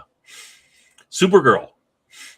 Nope. No, nothing. I'm kind of like, that's for me. That's okay. Well, let's wait and see what happens, and then Spider-Man: Brand New Day. We kind of mentioned this at the beginning. July 31st. I saw See, the thing is, I saw the trailer finally, and I said to myself, "Where the hell are they going? Are they going with Venom, or are they going with Man Spider?" And if they're going with Man Spider, they're missing a couple of characters in the movie. So, plus also, it isn't Bruce Banner he goes to see. It is basically Mr. Fantastic. So, Cam, I don't think you've seen the trailer, but supposedly this is, his everyone's been wiped about Spider-Man, their minds. It's 5 years later, and he's starting a brand new day. He's going to, focusing on his college years. See, they could have done so much better with this, and I'll tell you why. Yes, everyone has forgotten. He could have moved on, new friends, new people, to the point. What's he doing? He's looking back at everybody that basically he's mind wiped, his ex, his friends, and stuff like that. And he said, "Oh, and it's 5 years too. I miss my friend. I miss my friends." And so, no, you could. Brand new day. You say, "A brand new day." Okay, you moved on with your life. You did a Bruce Banner. You walked away from everything, and you moved on with your life. But no, that's not what we're going to have here. That's why I think this was written from one of the worst comics in comic history. Cam, you're the comic book guy more. I didn't follow any. I wasn't following Spider-Man at the time, but I am aware that it was very hated. That Brand New Day. Yeah, it wiped out Mary Jane as his wiped girlfriend, out wife, and his family, and yeah. It's one of the most embarrassing. I don't know that anybody likes it. It's one of those. It's that's how bad it is. So yeah, I named the movie after it then because they're idiots. I mean, I don't know. I have no interest in it. You know what? I haven't seen the Spider-Man movies, the new Spider-Man movies. Oh, really? Yeah, at all. I just don't care. Yeah, I haven't seen the one where they had the 3 Spider-Man. I didn't see that one either. Really? Oh, I've seen them all. They're generally good. I I'm liking Zendaya less and less the more I see of her. She's in Yeah. everything, and she's really Yes. she's really got one expression. I'm like, what Yep. the really? Like at first, okay, so in No this offense to the first, Zendaya, Mary Jane will always to me be a redhead. yeah. So the first Spider-Man Tom Holland movie with her, she was in it, and I was just like, what? She's so dead and like a plank of wood. And then the second movie, I'm like, okay, she's a little bit better. She's, she's showing some emotion, sort of. And then the third one, I'm like, okay, maybe she could finally, maybe she learned to act, or she's just like now showing some, emotion and stuff. I'm thinking, okay, maybe I can get. But first two, I was like, ugh. And then they wiped her, and now she's, she has no idea who he is. I mean, she wouldn't have been my first pick. I don't think she's that great in the movie. A little bit overexposed, it seems, and everything. I think she could have been okay as Chani in Dune, though. Chani was a redhead, or like she was like unusually. Chani's unusual for a Fremen, which is part of the reason Paul likes her. But she's like atypical looking for a Fremen Because she's her she's father. half. Yeah. Yeah, Late Kynes is her father, and he is the son of Liet, who is the first Imperial planetologist on Dune, and is sent there, before, years before, 40 years before. He obviously, he goes native, and marries or whatever a Fremen woman, and then has, a son, and then that son later, comes up with the idea to change Arrakis, and becomes a sort of a folk hero to the Fremen, or some sort of like, not quite a messiah, but at least not a nab, but respected. And then of course she's the daughter of this respected, guy who's got this great idea that he convinces them all to follow and do. So they've got power that way. But so she's kind of special. But in the movie they don't really, See, because Late Kynes is a chick in the Dune movies. There is a movie you need to look forward to. That basically to look at. Right. Okay, now. hold on. Let's go through these. And then So go no ahead, Spider-Man, not interest. I mean, no interest. I found them okay. I actually, I thought that overall the three Spider-Man in the last movie was well done, bringing them in and stuff, and having. I mean, the thing about it was stupid. Like, he's like, oh, erase everybody's minds, and then he changes it, and Doctor Strange screws up this magic spell. Like, geez, Strange, like, find out exactly what he wants before. Like, you're the guy who's with the magic. You're supposed to be the adult. He blames it on, oh, you quit changing it during the. No, you're doing the spell. But anyway, I would say those are worth watching, guys, if you want to, if you want to see them. They're not bad Spider-Man movies, and they're pretty good compared to what Marvel has been putting out lately with Captain Marvel and the Eternals, and just all the garbage that they've. Is this getting an R rating? What, Spider-Man? Yeah, because John Burnell's in it as the Punisher. No idea. And if the Punisher's in this, it might get a little violent, to the point. Avengers Doomsday? Nope. Don't care. Don't care. For me, it's a wait and see. If it, like I said, there's a movie coming up in October by Lakia Films. If you're not familiar with Lakia Films, they did Coraline. If you're familiar with Coraline, the movie, the stop action movie. I don't really know. Yeah, it's stop action movie, very good. Dark, really good. My wife, I just got the Blu-ray on it. Fantastic film. My wife loved it. They're in the middle of finishing up. They've been adapting this since 2011. There's a book called Wildwood. It's a dark fantasy film. They're turning this into a stop motion movie, which they're not using they're not using any CGI on this movie. It is all stop motion animation. And it's expected to come out sometime in October, about October 23rd. Voice cast Mashallah Ali, Angela Bassett, Tom Waits. It's a good It's a good voice cast on there. I've seen some of the scenes; they look beautiful for stop motion. For something that a art that has been lost in the movie industry, looks fantastic. All right. Okay. All right. Okay. And then after that, Doomsday and Dune Part 3 is supposed to come out on the same day in December. But yeah, we talked about Dune already. But yeah. All right. Okay. So nothing really is of interest to you guys. I mean, I'm a little more interested than you guys are, but I'm not jazzed about any of these either. So yeah, this might be a little bit weak in the movie area for the next 6 months plus. We'll see. Hopefully we'll find something. But if we feel like you want to go and see a movie, I recommend Project Hail Mary. Good fun science, normie science fiction movie. Touching story of a man and his rock friend. Yeah, I enjoyed it. Okay. Anything coming up, guys? Al, since you're here, you want to start? Yeah, we got a couple of videos coming out. Crunchyroll in crisis, lawsuits, mass layoffs, and dialogue changes. The backlash on that. Besides the news that we just got on the break-in on their servers on there.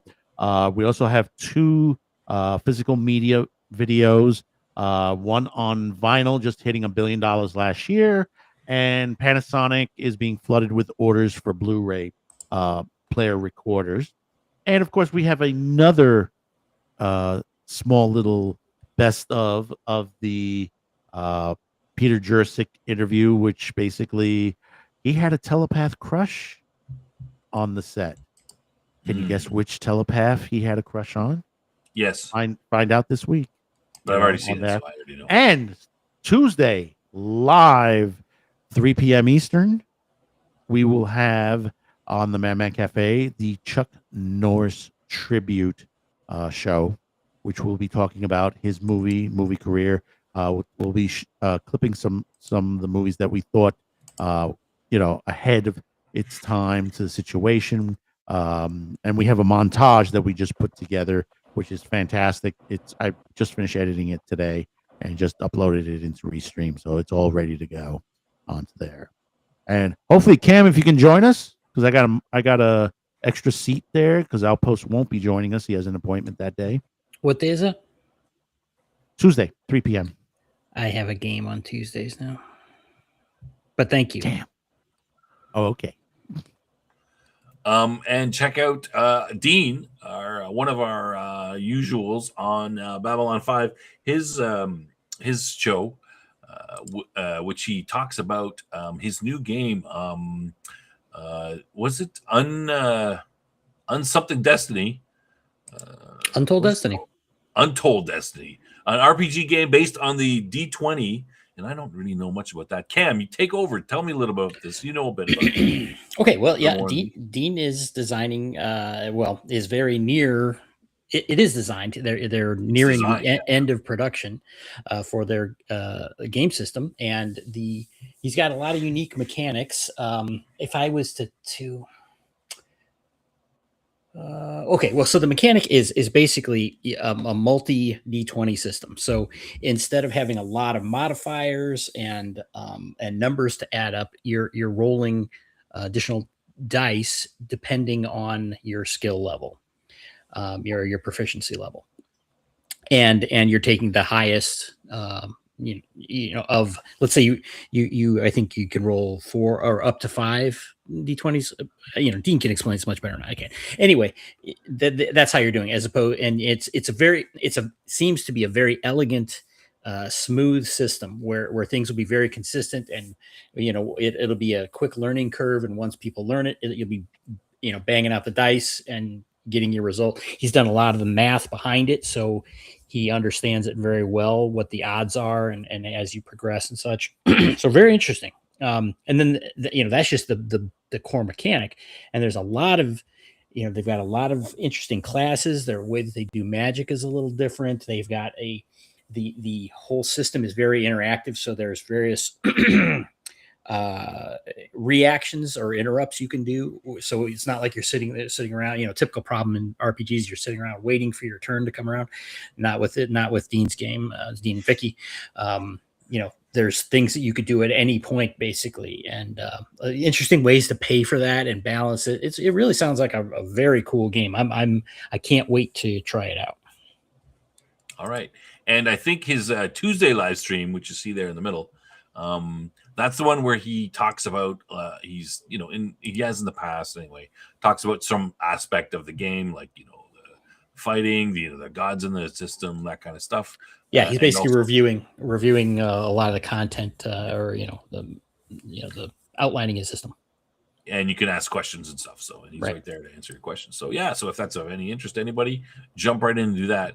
And of course, Jeff is doing Death Angel Shadow is doing the Bad News Bards, which Cam is also on that show as well. And what were you guys talking? It's right before this show.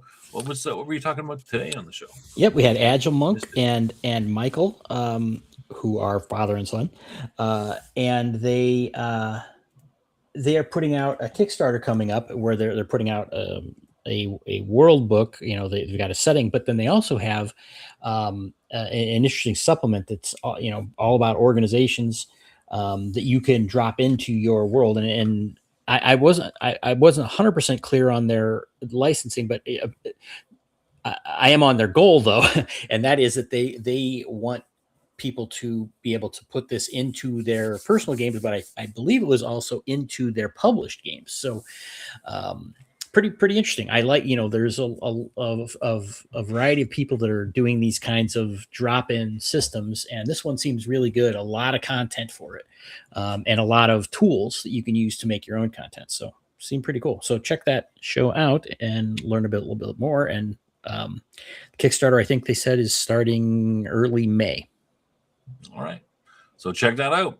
All right, so and of course, Outpost Nerd has his channel, Nerd at Night. There you have it on there. Check out what he's doing. He's been putting out some videos, and I think he's been doing a live every once in a while. Is that?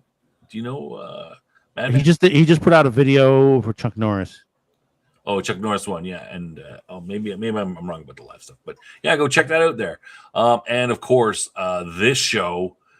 Every Sunday at 10 p.m. Central, and the Babylon 5 show on Wednesdays at 11 Eastern, 10 p.m. Central, same time as well, where we talk about Babylon 5. This week on the program, we're going to be talking about Ship of Tears. Is that right?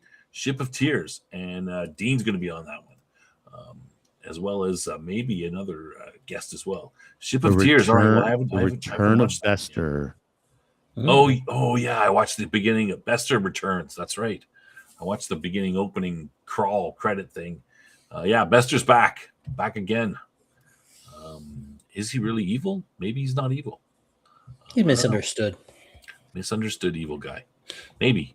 Yeah, and this show next week, I don't have a topic next week yet, but I'll work on it. We'll have something, and I am starting to line up topics for the future as well. So maybe we'll be a little bit more forthrightly into what's coming up on the show. You won't have to wait till a day or two before to find out what the dealio is. All right. Okay, did I miss anybody? Did I miss anything? Oh, breaking news, by the way, and I think there's some explaining to do here, and this is a serious thing. The LaGuardia Airport here in New York, there's been a collision on the tarmac by an Air Canada freight or plane. Yeah, I heard there was a lot of injuries with that. Yeah, and there's a lot of injuries. A freight plane with a passenger plane?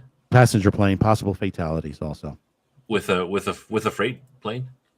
No, it hit a truck on the tarmac. It hit a truck on the tarmac. Oh, that's not good. All right. All right. I don't know. We don't know anything about that. I'll have to check the news. Okay. All right. I think that's it, everybody. I don't think we missed anything. We hope you enjoyed the show. Next time for movie night, you know what? Maybe I'll give Cam the thing to pick the next movie. Cam, what do you think about that? I got a list. You can look at the list if you want, but we'll let you pick the next one. 2010. 2010? That's really long. No, Well, 2010, not 2001. Right. 2010 Really? misunderstood movie, really good. Yeah. All right. Well, okay. Underrated. Fantastic movie. Have I seen that one? I don't even know. If Roy Scheider is in it, and Yep. Helen Mirren. It's got to be available publicly, though. That's the only thing. It should be.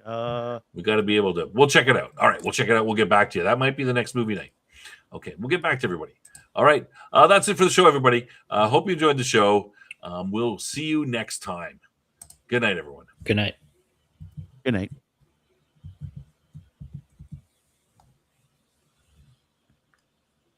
No jokes. The jokes were really, really bad.